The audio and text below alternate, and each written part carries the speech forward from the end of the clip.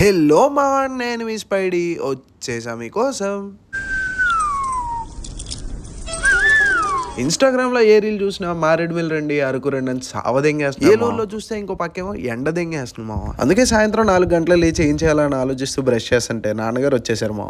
మీకు ఇంట్లో కూడి పెట్టడం బొక్కరా. ఏంటంటే మిమ్మల్ని ఓ హాస్టల్లో చిన్నప్పటి నుండి పడదెంగి ఏం పెట్టకుండా చేయాలి. అప్పుడు తెలుస్తుంది అమ్మ బాబుల విలువ. ఇంకా అలా అన్ని దెంగులు తిన్న తర్వాత ఇంట్లోనే ఉంటే పని అవదని చెప్పి వాళ్ళందరినీ మోటివేట్ చేసి లోన్ యాప్ లో డబ్బులు తీసి అరకు బయలుదేరిపోయాం. అందరిలో మనము ఒకే రూట్ లో వెళ్తే ఏం బాగుంటుందని ముందు వైజాగ్ వెళ్ళి ఆ తర్వాత అరకు మారేడుమిల్ వెళ్దాం అని ఫిక్స్ అయిపోయామా.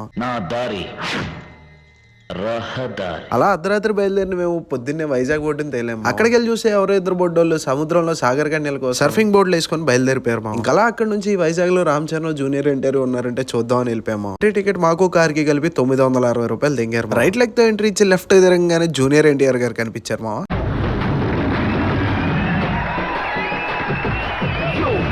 పక్కనే రామ్ చరణ్ గారు కూడా ఉన్నారంటే ఆ పక్కకి వెళ్ళిపోయాము.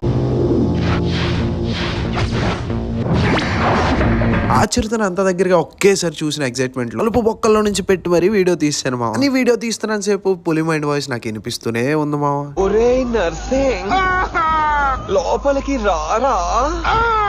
కాంచన చూసావా?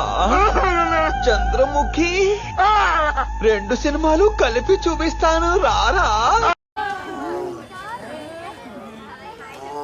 ఇంకా జూలో యానిమల్స్ ని అమ్మాయిల్ని అందరినీ చూసుకుంటూ వైజాగ్ హార్బర్ కి స్టార్ట్ అయిపోయాం మావా. అప్పుడే హార్బర్ కి ఫ్రెష్ గా బోట్ వచ్చింది మావా. అందులో ఫిష్లు అన్నింటినీ గ్రేడింగ్ చేస్తున్నారు. అలా గ్రేడింగ్ చేసిన చేపలన్నింటినీ ఒక రిక్షాలో వేస్తున్నారు మావా. అలా అయినా సరే ఒక 2 టోనాలు మన ప్లేట్ లో ఉండాలని ఫిక్స్ అయిపోయి ఈ 2 టోనాలు తీసుకున్నాం మావా. వాటితో పాటు పీతలు కూడా తీసుకొని ప్యాకింగ్ చేయించాము. అక్కడ నుంచి వైజాగ్ అవుట్స్కట్స్ వస్తుంటే ఇక్కడ పెద్ద యాక్సిడెంట్ అయింది. అదృష్టం ఏంటంటే ఎవరికి ఏమీ కాలేదు. ఇక వాళ్ళు చాలా లక్కి, ఎవరికి చిన్న గీత కూడా పడలేదు. కనిపిస్తున్న ఆయిల్ ట్యాంకర్ ని గుద్దుకొని అలా వెళ్ళి డివైడర్ కి తగిలింది మావా. ఆరిపోతే పోయింది కానీ అందరూ సేఫ్ గానే ఉన్నారు. అలా పోలీస్ ఎంక్వైరీలు ఇన్వెస్టిగేషన్లు కానిచ్చి అక్కడ నుంచి ట్రాఫిక్ క్లియర్ చేశారు మావా. అలా రిటర్న్ లో వెళ్తుంటే ఫుల్ గా వర్షం మావా.